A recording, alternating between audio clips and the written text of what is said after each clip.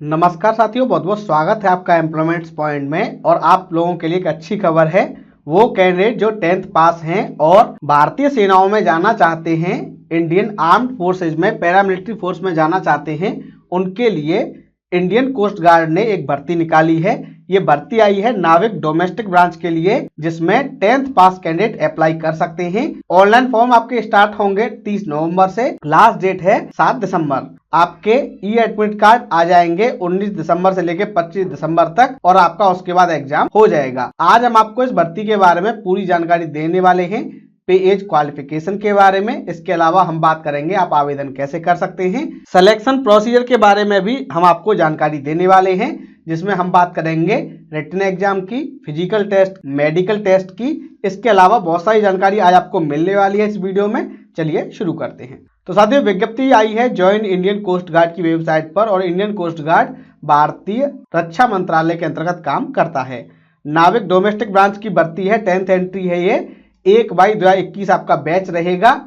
Online form की starting date 30 नवंबर है, last date है 7 दिसंबर, और आपके एडमिट कार्ड आ जाएंगे 19 दिसंबर से लेकर 25 दिसंबर के बीच। इसमें इंडियन मेल कैंडिडेट ही अप्लाई कर सकते हैं, फीमेल कैंडिडेट को इसमें भर्ती होने का मौका नहीं मिलेगा। एजुकेशन क्वालिफिकेशन है कि आपने 10th पास कर रखा हो 50% मार्क के साथ, यानी आपके 50% नंबर होने चाहिए 10th क्लास में। वहीं SC/ST वाले कैंडिडेट को, साथ ही वो कैंडिडेट जिन्होंने नेशनल लेवल पर स्पोर्ट्स में भाग लिया है और फर्स्ट, सेकंड या थर्ड रैंक हासिल की है, उनको 5% की छूट मिलेगी, यानी उनको 45% पर फॉर्म भरने का मौका दिया जाएगा। तो जनरल OBC वाले फॉर्म भरेंगे 50% पर, बाकी SC/ST और स्पोर्ट पर्सन फॉर्म भरेंगे 45% पे। जॉब रिक्वायरमेंट की बात करें तो जो कैंडिडेट कुक के लिए भर्ती होंगे उनको वेज नॉन वेज दोनों तरीके का खाना बनाना पड़ेगा। आपको अभी बनाना आता हो ऐसा जरूरी नहीं है। आपको जो भर्ती किया जाएगा उसके बाद आपको ट्रेनिंग दी जाएगी, और ट्रेनिंग कंप्लीट होने के बाद आपको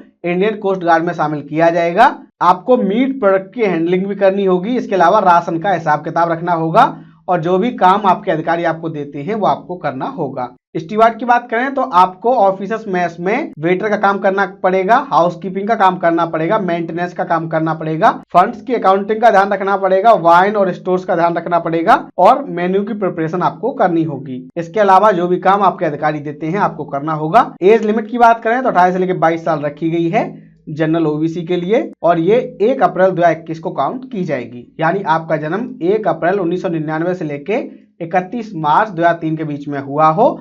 SC/ST को 5 साल की, OBC को 3 साल की छूट दी जाएगी। वैकेंसी की बात करें तो जनरल की 20 वैकेंसी हैं, EWS की 5 है, OBC की 14 है, ST की 3 है, SC की 8 है, और टोटल वैकेंसी आपकी हो गई 50। तो 50 वैकेंसी आपकी इस भर्ती में आई हुई है। सैलरी की बात करें तो आपको स्टार्टिंग बेसिक पे आपकी होगी 21,700 वाले ग्रेड में, और आपकी सैलरी लगभग 35,000 के आसपास रहने वाली है। अगर हम बात करें प्रमोशन की तो इसमें प्रमोशन काफी अच्छे होते हैं, और आपको प्रधान अधिकारी जो कि 47,600 वाली रैंक होती है, पुरानी 4800 ग्रेड पे वाली रैंक है, वहां तक पहुंचने का मौका मिलेगा। क्या क्या सुविधाएं आपको मिलेंगी तो आपको फ्री राशन मिलेगा, क्लोथिंग मिलेगी, इसके अलावा गवर्नमेंट का अकोमोडेशन मिलेगा बहुत ही मामूली से खर्चे पर। 45 EL मिलेंगी, 8 CL मिलेंगी, LTC मिलेगी। इसके अलावा कंट्रीब्यूटरी पेंशन स्कीम आपके लिए लागू होगी, और ग्रेच्युटी आपके ऊपर लागू होगी। कैंटीन और वेरियस लोन फैसिलिटी आपको मिलेंगी, और ECHS मेडिकल बेनिफिट आपको मिलेंगे। अब बात कर लेते हैं कि आप आवेदन कैसे कर सकते हैं। तो आप जाएंगे www.joinindiancoastguard.gov.in। आप इस वेबसाइट पे जाएंगे, वहां 30 नवंबर से लेकर 7 दिसंबर तक ऑनलाइन अप्लाई करेंगे। कोई भी एप्लीकेशन फीस आपको नहीं देनी है। जब आप इंडियन कोस्ट गार्ड की वेबसाइट पर जाएंगे तो वहां पर अपॉर्चुनिटीज का ऑप्शन आ रहा होगा, उस पर आप क्लिक करेंगे। उसके बाद अपनी सारी डिटेल भरेंगे। आपका नाम, फादर्स नेम, मदर्स नेम और डेट ऑफ बर्थ वही होनी चाहिए जो आपके 10th के सर्टिफिकेट में मेंशन्ड है। 10th क्लास जहां पर भी ग्रेड मिलता है, CGPA मिलता है, तो उसको आपको कन्वर्ट करना होगा परसेंटेज में। आपकी पर्सनल ईमेल आईडी और मोबाइल नंबर होना चाहिए, और आप कोई भी एक सेंटर चुनेंगे जहां आप एग्जाम देना चाहते हैं। फॉर्म भरने के बाद उसका प्रिंट आउट निकलवा के अपने पास सुरक्षित रख लें। और जब आप परसेंटेज लिखें तो उसको राउंड ऑफ नहीं करेंगे, जो भी आपके एक्चुअल परसेंटेज है आप वही लिखेंगे। आपका एग्जाम का जो एडमिट कार्ड है वो 19 दिसंबर से आने शुरू हो जाएंगे। जब आप एग्जाम देने आएंगे तो एडमिट कार्ड की 3 कॉपी लेके आएंगे और फोटोग्राफ लेके आएंगे, ये आपको लेके आने होंगे। इसके अलावा अपने सारे ओरिजिनल डॉक्यूमेंट्स आपको लेके आने होंगे जब आप एग्जाम देने आएंगे तो। और जो भी डॉक्यूमेंट आप क्लेम कर रहे हैं वो सब आप लेके आएंगे, चाहे वो कास्ट का हो, चाहे मूल निवास हो, जो कुछ भी है। अगर हम बात करें आपके एग्जाम सेंटर कहाँ बनाए गए हैं, तो जो कैंडिडेट नॉर्थ जोन में निवास करते हैं, रहते हैं, जैसे हिमाचल में, पंजाब, हरियाणा, राजस्थान, यूपी, उत्तराखंड, दिल्ली, चंडीगढ़, जम्मू कश्मीर और लद्दाख के निवासी हैं, उनको नोएडा सेंटर मिलेगा। नॉर्थ ईस्ट जोन वालों को कोलकाता सेंटर मिलेगा, जिसमें बिहार, झारखंड, मिजोरम, वेस्ट बंगाल, असम, सिक्किम, मेघालय, मणिपुर, अरुणाचल प्रदेश, नागालैंड और त्रिपुरा वाले कैंडिडेट अप्लाई करेंगे। भुवनेश्वर जो सेंटर है वहां पर उड़ीसा वाले कैंडिडेट अप्लाई करेंगे। ईस्टर्न जोन में चेन्नई के लिए तमिलनाडु, अंडमान निकोबार और पौंडीचेरी वाले कैंडिडेट अप्लाई करेंगे। वहीं विशाखापत्तनम में आंध्र प्रदेश और तेलंगाना वाले कैंडिडेट अप्लाई करेंगे। वेस्टर्न जोन की बात करें तो मुंबई एग्जाम सेंटर किनको मिलेगा, ये मिलेगा महाराष्ट्र, मध्य प्रदेश, छत्तीसगढ़, गोवा,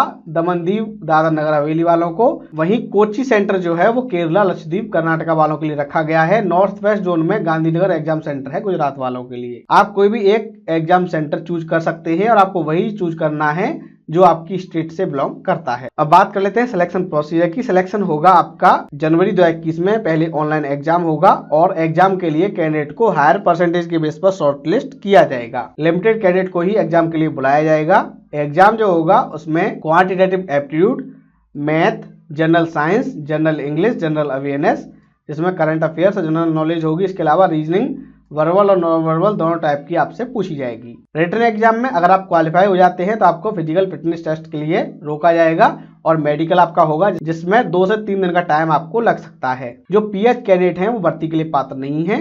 तो रिटन में पास होने के बाद आपको फिजिकल के लिए बुलाया जाएगा। फिजिकल में आपकी 1600 मीटर की रेस आपको कंप्लीट करनी होगी 7 मिनट में, 20 उठक बैठक करनी होंगी, 10 पुशअप्स करनी होंगी और ये आप अपने रिस्क पे करेंगे। कोशिश ये करना कि आप स्पोर्ट्स रिग जैसे शू, टी शर्ट, ट्राउजर ये लेके आएं। जो कैंडिडेट फिजिकली फिट हो जाएंगे उनको मेडिकल तुरंत किया जाएगा, उनका प्राइमरी, और उसमें पास होने के बाद आपकी मेरिट लगेगी। मेरिट में आने के बाद आपको जब INS चिल्का में आप ज्वाइन करने जाएंगे उससे पहले भी आपका मेडिकल होगा। तो आपका मेडिकल 2 बार होगा और जो फाइनल मेरिट लिस्ट है वो मार्च 2021 में आपकी लग जाएगी। जब आप एग्जाम के लिए आएंगे तो क्या क्या डॉक्यूमेंट लेके आएंगे, तो एडमिट कार्ड की 3 कॉपी, 2 कॉपी भरे हुए फॉर्म की, ओरिजिनल 10th का सर्टिफिकेट, इसके अलावा कास्ट सर्टिफिकेट, मूल निवास जाति, ये सब आप लेके आएंगे। और मूल निवास प्रमाण पत्र आपको जरूर लेके आना है। अगर आप SC/ST OBC हैं या फिर EWS हैं तो अपना सर्टिफिकेट लेके आएंगे और ID प्रूफ लेके आएंगे, जैसे passport, driving licence, Aadhaar card, voter card, PAN card,